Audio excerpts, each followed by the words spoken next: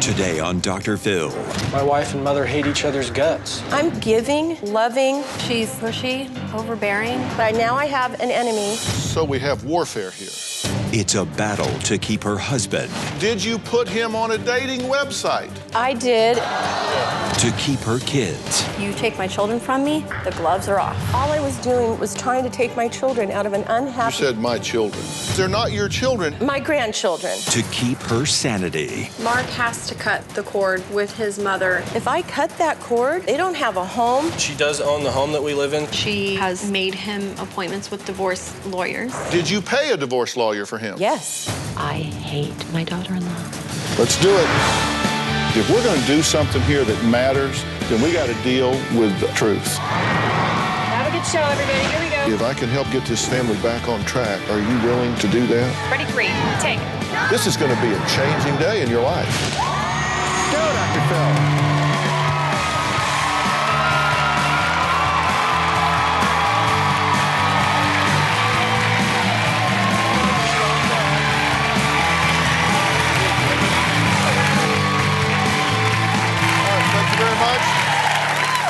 What would cause two grown women to lunge at each other? Jealousy over a guy, vicious insults, or a daughter-in-law who says she's had it up to here with who she's calling a controlling mother-in-law? Well, the answer is all the above, and Rita's here today because she wants her husband to finally cut the cord with his mother. Take a look. My husband doesn't want to cut off the ties with his mom. Hey, Mom, how are you? We have that bond that's pretty strong. Deborah has coddled Mark. She's crippled him from being a man. Rita feels like I'm very controlling, like he's literally attached to my bosom. I don't want to have to pick sides. Deborah is an active member in my relationship with my husband. It feels like a three-way marriage because they own the home that we live in, the vehicles, the insurance, his cell phone. My husband works for them. So we're going to sub it out? Yeah, please. Mark is afraid to do things by himself, buying a vehicle, getting a house, paying bills. She's jealous of my sons and my relationship. It's never gonna change. There's a lot of responsibility being my mother's rock. I think that Mark's like a puppet on his mother's strings. If Mark broke the hold that his mother has on him, it would crush her. Rita is biting the hand that feeds her. I have forked out thousands of dollars to just make their life easier. I can't continue to live life like this anymore. I want to shake him sometimes and say, be a man. Stand up to her. Mark has to cut the cord with his mother because if something doesn't change, it is going to be the end of our marriage. Well, the tension between these two women, well, it's just reached a breaking point. Take a look. My wife and mother hate each other's guts and have a lot of resentment towards each other. My mother said, I hate your wife. I know my mother-in-law hates me. She says it frequently. Well, this is a portfolio of my son and Rita's wedding. I replaced pictures and I took her out. The whole family hates me. My mother has said Rita is a downgrade. Mark usually went for smart, witty, very attractive girls. Anybody who knows Mark has heard about his modeling career. I just always envisioned him with a supermodel. Rita and I come from different sides of the tracks. He flashed around money a lot. Rita saw a pot of gold at the end of a rainbow with Mark. She doesn't like that I came from a poor family. Rita has learned how to be more of a lady, but her background, she slips back into that when she's angry. This is where Deborah and I had our biggest confrontation. She said, you're a horrible mother, I feel sorry for your kids. I started yelling things at her. She turned around, I'll hit you right here and now. I said, please hit me, I would love to have a reason to hit you. We started to come at each other, and my husband pulled me back into the house as her husband was pulling her back. I am afraid of her violence. I am afraid of Rita. My mom would say things like, I would pay anything for you to leave that bitch. She has made him appointments with divorce lawyers. Mark hired a divorce attorney, but I did provide the money that he needed. I have said, I hate my daughter-in-law. Okay, well, I'm here with Rita and Mark and Deb, and you know, we have to, when there's three people, you have to have two on one side and one on the other, but I'm not sure who ought to be sitting where here. Who's the couple here? My wife and I. Yeah, I got you. You filled out the paperwork, but where's the closest relationship and connection here? My wife and I have a really close relationship, but I have a special bond with my mother, and that makes it really hard for me. Do you think that this is a good relationship? No. And you want her gone? Yes. And look, we just have to be honest here, because look, one of the things I do, one of the things that's kind of been my defined trademark way of doing things is I just cut to the chase scene. And I can only do that if people are honest. So when I asked you that, yeah, you kind of waffled, but then you gave me an honest answer, which thank you for. You want her gone, right? You want him to get rid of her, be done with her. Yeah. You want him to divorce her. Yes. You hate her? It did not start out as hate, but Yeah. there's some real deep emotions, real deep cuts, and that's caused me to hate her. How do you feel about your mother-in-law? She's pushy, overbearing. She's a liar. She's judgmental. She's critical. Well, each of these women uses strong language to describe each other. Here's how Rheta sees her mother-in-law. She says Deb is deceitful, two-faced, shallow, backstabbing, sneaky, conniving, materialistic, and judgmental, enabling son to a crippling point, controlling with money. That's her resume for you. Wow. What do you think of that? It's not the truth. It's absolutely not the truth. Are you backstabbing? No. Are you sneaky and conniving? No. Have you actually, no kidding, bottom line, gone behind her back and tried to overtly sabotage her marriage to your son? No. Did you recruit a divorce lawyer for him? No. Did you pay a divorce lawyer for him? Yes. Did you put him on a dating website? Yes, she did. I did. It was for fun because I also put myself and my 80-year-old mom just for amusement. That's amusement. Well, let's take a look at this tape. Mark tells me quite often that he is not in love with Rheta and he's miserable. So on a whim, I just set up a profile for him on these dating websites. My mother told me that she had started a profile. He said, well, what would you say about me? And I said, looking for someone who can share my soul on a spiritual level. My mother got lots of emails that there was women interested in me. We would see these matches, people that totally weren't cut out, and just laughingly, oh my gosh, look at what they sent you today. My mother's objective was showing me options that I had if I were to split with Rheta. Mark wants to love passionately with everything that he has. He does not feel that way about Rheta. What do you think about that? You didn't know that until right now. She's disgusting to me. I don't, who does that? Apparently you do. And you said, look, we agreed to be honest. Yep. And you said, oh, I just did that for amusement. I put myself, my 80-year-old mother, et cetera, et cetera. Well, whatever you want to do, whatever your 80-year-old mother wants to do, but to me, that really jumped out at me because that is an overt effort to undermine this marriage. Did you see it that way? I did see it that way, and when I went on the website myself and looked at it, there was no way I was going to put up a photo because she had asked me, she said, you have to finish this profile, you have to put up a photo. And when I went on the website, I'm seeing people from my church, my community. Why did you go on the website? Just to see what she was talking about and what she had started and to see what she was doing. Wow. Can I defend myself? I don't know. My son actually brought up christianmingle.com in that conversation before I even went and did that on the website. Okay, but see, marriage... Having to be faith-based makes it so much better. Yeah, that's I think what that makes it worse. that's what he disgusting. said. You're representing a Christian woman. Is that what you want society to see as a Christian? I that's want what my you're putting out there son to people? I'm embarrassed to be a Christian happy. if that's a Christian woman. I want my son to be happy. See, let me tell you why I'm thinking about this in this way. How old are you, Mark? 29. See, I have a son that's 32 and another one that's 24, and the 32-year-old is married, has 2 children. So I thought about this last night. What would have to go through my mind to actually call my son and say, I want you to go to this dating website to see what you could have if you got rid of her?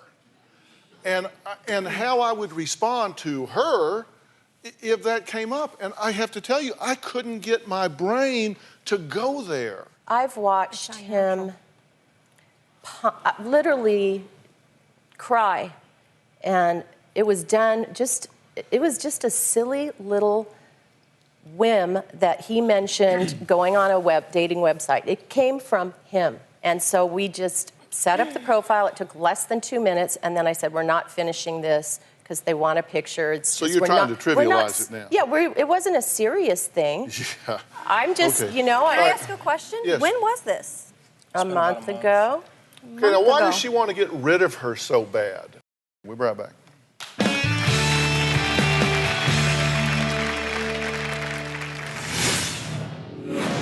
If you ever try to come between me and my children, I will expose you for what you really are.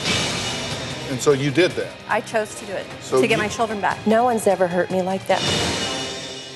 And later, Mark had come home late at night. He was high, and I confronted him. I just snapped and went into full-on attack mode.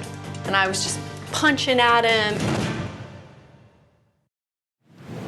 across this great country, from coast to coast, you've told me about the crossroads we're facing. That's exactly why I wrote We've Got Issues, How You Can Stand Strong for America's Soul and Sanity. This book isn't just a conversation starter. It's a roadmap for standing strong in the face of adversity, for embracing our core values when they're needed most. We're talking about real strategies for real people dealing with real issues, from navigating the complexities of today's polarized world to fortifying our families. And I set forth in the book 10 principles that I think are critical for a healthy society. This is not about politics. I'm not a politician, don't want to be a politician, don't know enough about politics to talk about it.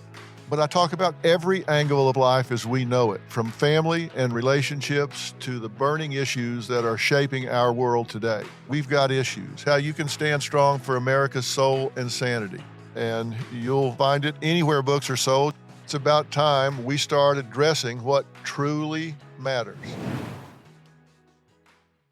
On Oops the Podcast, join me, comedian Giulio Gallerati, as I examine everyday life, the mistakes, the bad decisions, the goals, the jokes, the social engagements, and all things in between. I'm joined every week by producer and personal confidant Ryan Lynch, various other comedians for witty, candid, and intoxicating conversation. Our listeners love Oops for its sophisticated banter, aka your mom could listen, and many feel like they're in the room with us chopping it up with old pals. You can find every episode of this show on Apple Podcasts, Spotify, or YouTube.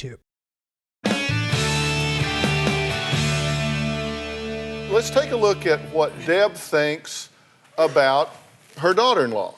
She says that Rheta is crazy, violent, trashy, from hillbilly losers, scummy lowlifes, a bad mom, bad housekeeper, lazy, jealous of her relationship with her son, undeserving of her son. I blank hate that bitch. Now, those are all quotes from you about her, which would explain why you would be wanting him to get rid of her. Yes. What do you think about that resume that she's assigned to you? I just think it shows Deb's true colors. Well, I don't wait think till we that- show your true that colors. statement has to do Let's anything show your with me true as a colors, person. Rita, and then maybe they'll understand my perspective. So tell us about those true colors. Let's get it on the table. Rita is probably the most violent person I've ever met in my life. Her ways to a means is to use physical aggression. She has literally hurt my grandchildren. She has caused me some of the most cutting wounds to my heart and said some of the most evil, degrading things to me. I have no enemies in the entire planet. I have a heart bigger than the Pacific Ocean. Literally, but now I have an enemy. I have a person who hates, despises me, calls me toxic and poison, and I am none of those things. I'm giving, loving. I've done so much for this family, and I do it out of love, and she always points it as an ulterior motive to self-satisfy and gratify me, and she betrayed the most huge confidence. She took something that I confided in her at a period in our time, in our lives when we were close, and tried to destroy me because my son and her their marriage was disintegrating, and she threatened me, and she made good on those threats. And you just don't do things like that to your family. And what did she do? She betrayed a confidence in a courtroom that could have, what she told me was she's going to destroy my marriage. She's going to air all my dirty laundry. She's going to go to my church and tell them that I'm a fake, immoral Christian, and that she's going to ruin my business, and she's going to take me down, because if she's going down, I'm going down with her. So we have warfare here. Unnecessary warfare. Well, it takes, one log won't burn. I mean, it takes two to fight. Now, what happened is Rheta played a recording in court that exposed one of her secrets. Now, her husband was in the courtroom, and it almost ended their marriage. We have some of the recorded message. Let's hear it.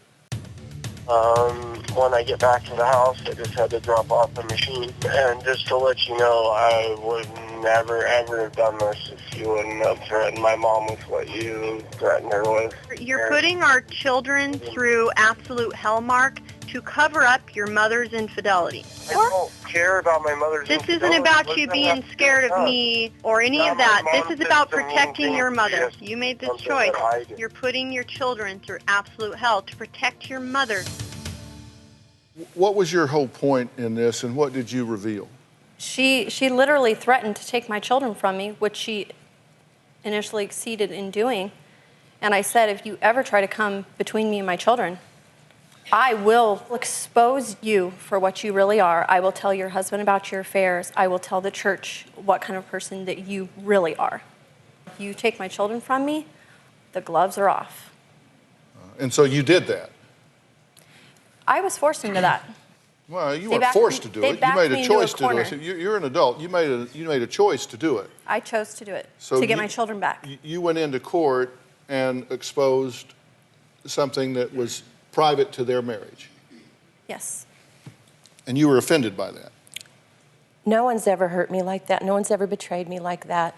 And in defense of protecting the children, she had done something that is traumatizing. I received a phone call about 1:30 in the morning on my cell phone, and my grandchildren were blood-curdling, screaming at the tops of their lungs, "Mommy, stop, please, Mommy, stop." And you can hear her beating the living crap out of my son, coming from a mother, getting my grandchildren, screaming and crying. And when I called the detective to talk to him, I said, "What is going on?" He said, "This is the 9th phone call I've had about domestic abuse." And he says, "I personally have gone out on 4 of them." I was not involved in any of their fighting, their beating him up. All I was doing was trying to take my children out of an unhappy, they deserve to be happy, they deserve to be children and not see all this ugliness between these two people. You said my children. My grandchildren, but I'm sorry, they're my grandchildren, and they're my life. They're everything I live for, because I lost a child, okay? And it's destroyed us. All this unraveling has literally taken place since Rachel died. And you say that she, in fact, implied that you killed that child by being a bad parent. Yes. I never said that. The most cutting, hurtful words, and she tried to retract it, but... What did she say? She said, in so many words, "Oh, you're just such a good parent. You loved your daughter to death, and as a result, she was killed." Didn't say that. Your parenting got your daughter killed. She was killed in a car wreck? Yes. I hate to be you on Judgment Day, Dad. Very sorry for your loss, by the way. Stop making remarks like that, Rheta. You are here because you started this. Now you're going to end it. You see what I have to deal with? It's not fair to me. I would love to have my wife and my mother getting along. These are the 2 most important women in my life.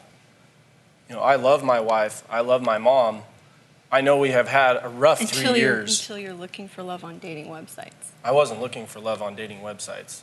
That's not. Mark never got even on the place. dating website. He said, let's shut this down right now. Don't even finish this profile. It's not a good idea.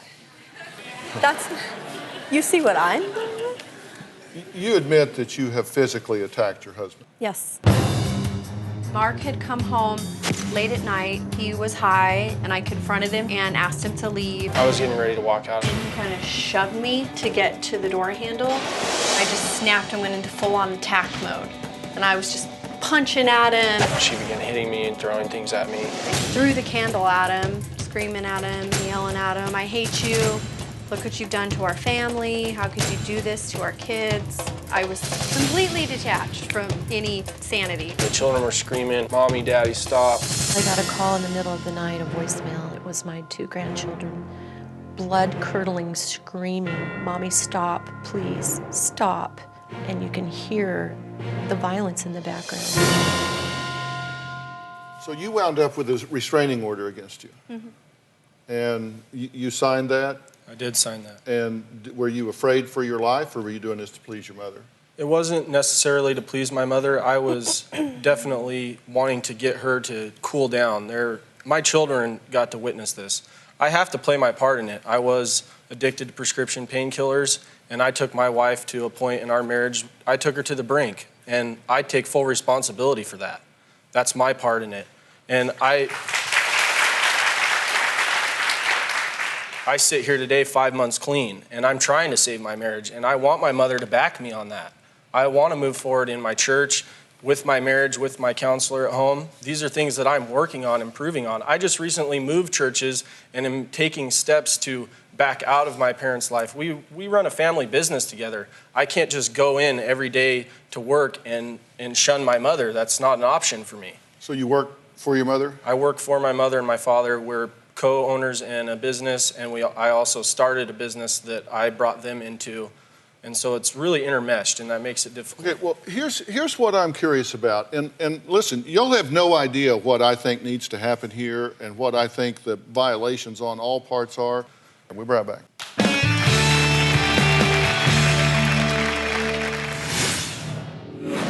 Deborah will just show up unannounced and just come in the house.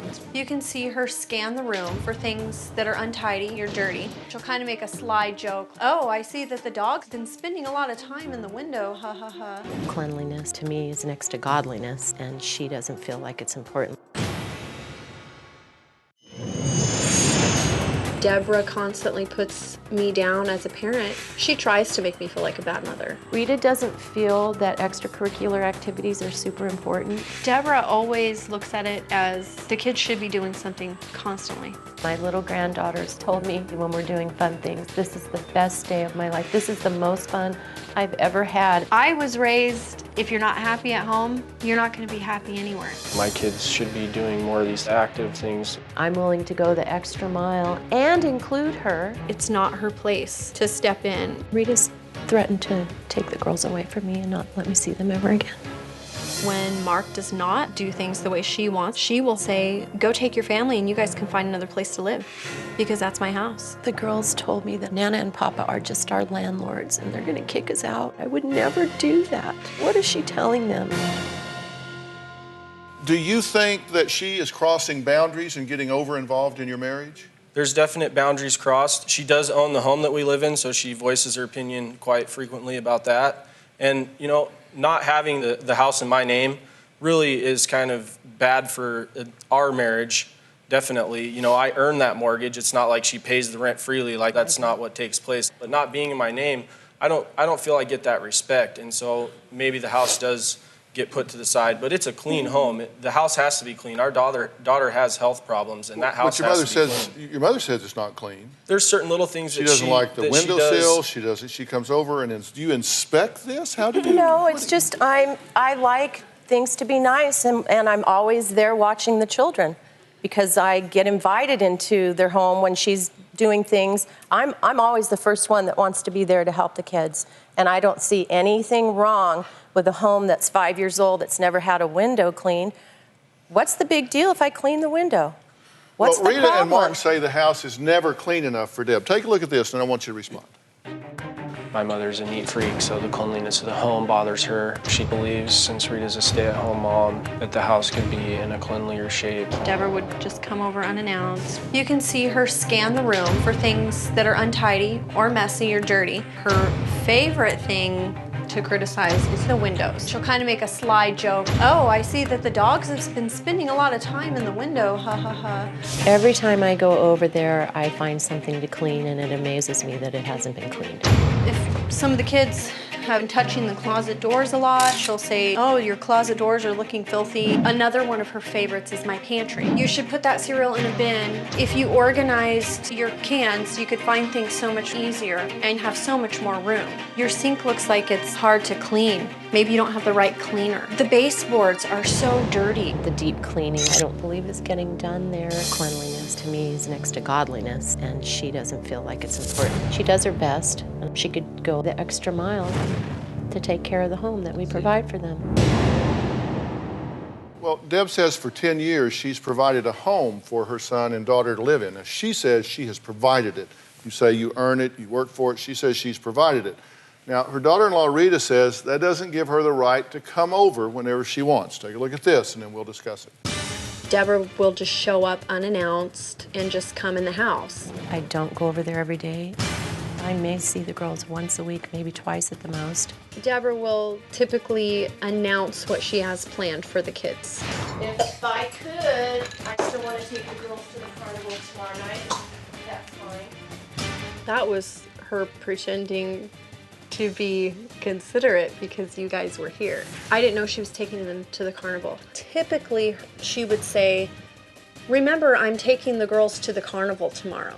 I would love to be able to come over to their house every day like I used to, unannounced. I don't think anything I've ever done is going to be good enough for Rheta.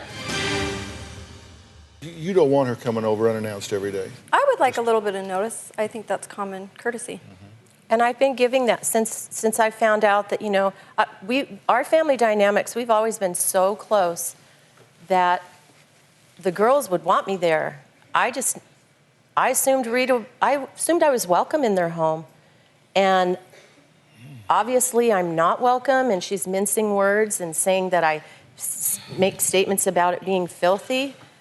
Well, I have never flat out said this is filthy, but if I'm over there and she's fed me dinner, I'm going to jump in and I'm going to help do the dishes. You say this about your daughter-in-law, and you say, I just assume those words are I would be welcome. Those words were minced. I believe that a mother who has the privilege of staying home every day with their children shouldn't just constantly think that it's a sin for me to want to do extracurricular things. But do you think, given what your involvement has been in referring to her as crazy and violent and trashy and hillbilly and losers, that she should open her home and say, oh, please come be among us. Please come be among us. I mean, this stuff has only come out since the last couple of months. After the whole scene in the courtroom in January. Oh, I agree but what I'm saying is I'm wondering how you're missing the part about how that would not make somebody open their home to you every day. Because I got family, I get it. I mean, but my attitude has always been, you can call me a sumbitch, but you're going to do it long distance. I'm not going to say, come on down.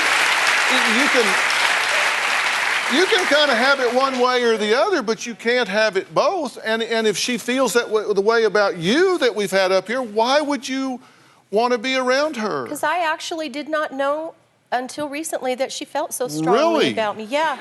But it's in clear relief now. You see it now. Yeah, I do, because when Rheta came into our lives and found out we were having a grandbaby, I was so giving and loving to them and moved them immediately into a home that was provided by us. My son hasn't always worked and made those payments during his addictions and his rehabilitation. I've always told her, don't worry about that. Those things are taken care of. I want him to concentrate on getting healthy. But her violent outbursts and her doing that in front of my grandkids, do you know that when they're with me, they cry and they say, Nana, we want to live with you. Mm-hmm. And I tell them, you can't live with me. I said, that's not an option. You're correct about that. That's not an option, you guys. But it's not an option because they're not your children. They're not that's my children. About boundaries here. And I'm wondering what you really expect her to say given some of the choices that you've made? We'll be right back.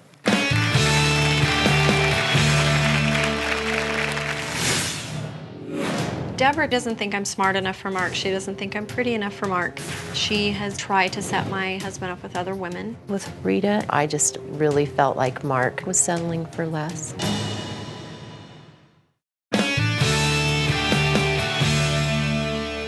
I'm wondering what you really expect her to say, given some of the choices that you've made. Did you make an overt effort for Mark to reconnect with his high school girlfriend?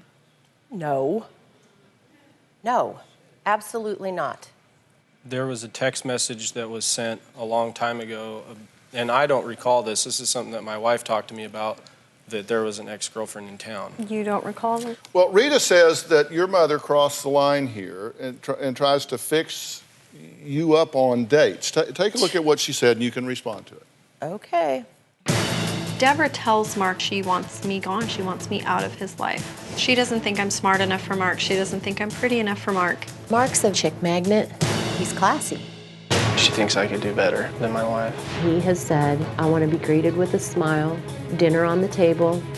She has tried to set my husband up with other women. Deb loved Mark's ex-girlfriend. The one that was his high school sweetheart, he always said, this is the one for me. This is the one I'm going to marry. Mark told me about getting a message from his mom to have his high school sweetheart and him reconnect that said, I know how to contact her. You should be with her. You need to call her. With Rheta, I just really felt like Mark was settling for less. I'm his wife and I'm the mother of his children. For her to try to get him to cheat on me, it disgusts me. Last year, Rheta says Mark's mother sent her husband a text asking him to reconnect with an old high school sweetheart. And here's what it said. The ex's name is in town. I know how to contact her. You should be with her. You need to call her. I'm completely in the dark about this. I don't didn't send that text? No, I've never sent it that text. I didn't know that text existed. Did you get that text? I did get a text, but like I said, I don't recall it as well as Rheta does. Let me just That's say, going to be seared into a wife's brain. Seriously, I'm serious. That's going to be seared in. What do you want to say about that? But before you answer this question and then I'll let you say what you want to say. Okay. If we're being completely honest, you would like him to hook up with like his ex. You did say you settled for less.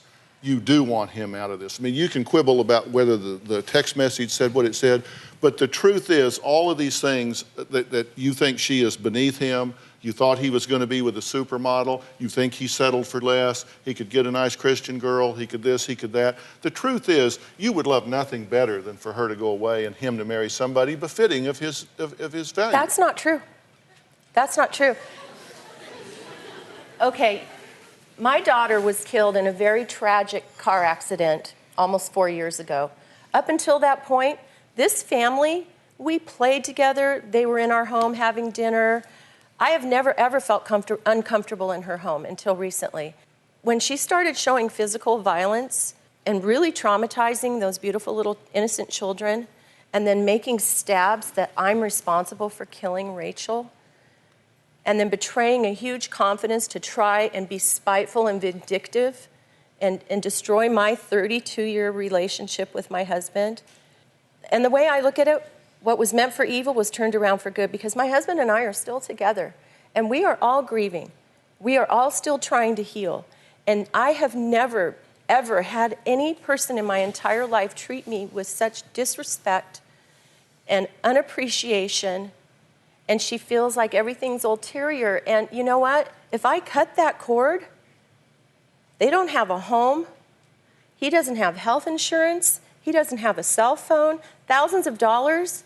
It's just money. I don't care. I just want my son to be happy and to not call me in the middle of the night and say, I'm miserable, Mom. I'm miserable. My son was there for me when my husband couldn't be, when Rachel passed away. And for someone to tell you during your grief that you caused that death, do you know that I forgive the young man that killed her even more than I forgive her for some of the things she's done? She likes to be aggressive physically. It's not the first time that happened with my son, with her getting physical with him. That is the first time that ever happened. Ask him, have I ever laid a finger on you before that night? She's pushed me, but she's never She throws physically. things at you. She's thrown things at me, definitely. When but did I throw something at you other than that time? You threw something at me about 3 weeks ago. I did. Yeah, I did. What was it? Yeah, he called me a fat ass. So I threw something at him. What would your wife do, Dr. Phil?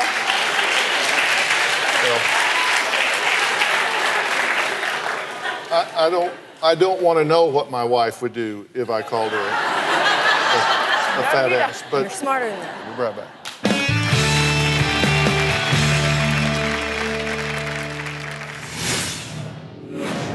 My mother called me sobbing and said, I just had a run-in with Rheta. She said, if my mother ever slaps the child again, that she's given the 6-year-old okay to cold cock my mom. Who does something like that to a little old lady? I don't care if somebody's 80 or 18. If they're slapping my child, we got a problem.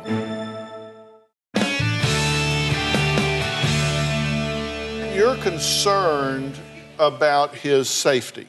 I'm more concerned about what it's doing to the kids. Here's an incident that just took place that just sums it all up, why she wants to use physical violence and why she gets so enraged. My mother, who's 80 years old, supposedly slapped my granddaughter in the face.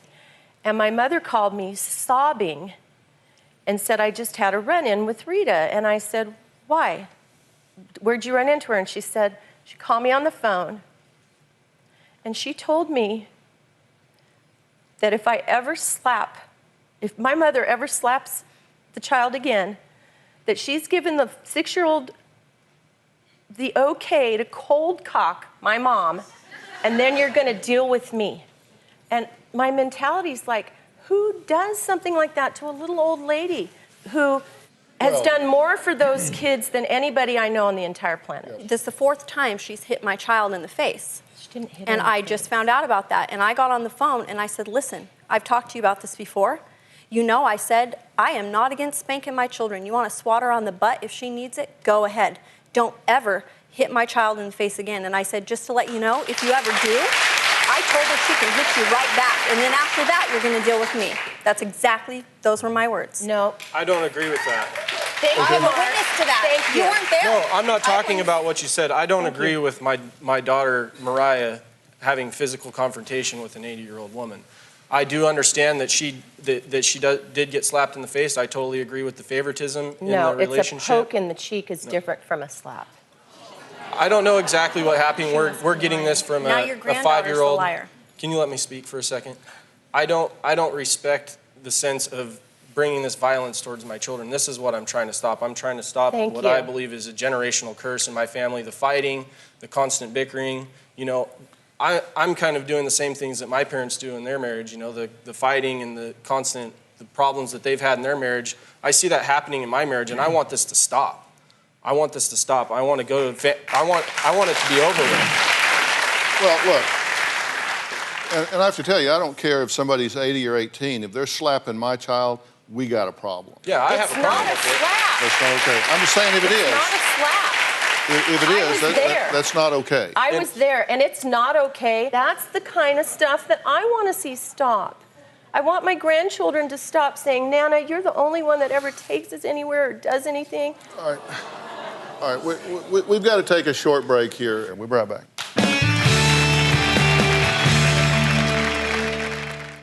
For 1 out of every 6 Americans, hunger is a cruel reality that they face each day. That's why I'm partnering with Feeding America, the nation's leading domestic hunger relief charity. So go to drphil.com to find out how you can make a difference.